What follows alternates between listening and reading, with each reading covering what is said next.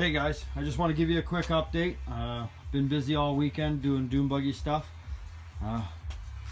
Look what's finally married in. I got it in. It fits and looks amazing.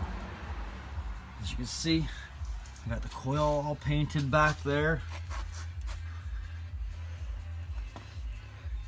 Look at them shine. The air breather what I had set up didn't work, so I found another one, but I'm gonna have to clean and paint up. Well, that's okay, it's part of the customization. Did the CV boots in the red. Right now it's just to hook up all the wiring. Right, so it's coming along quite well. I got all the emergency brakes all done. Right, they're all shortened. They're just minimal adjusted, and it's pretty much lock tire there.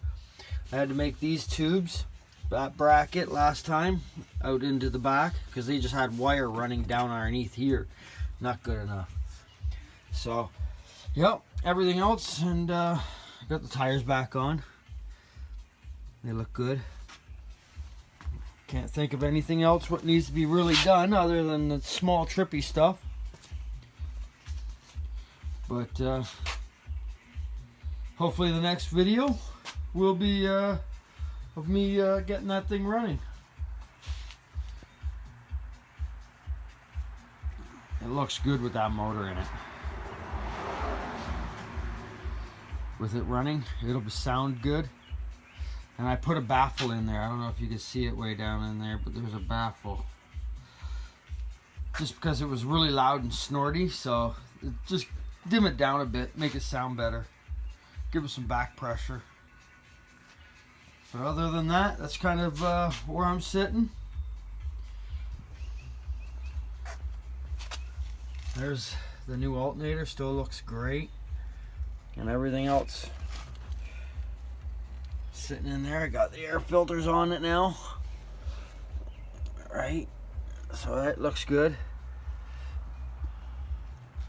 Everything looks really nice and shiny.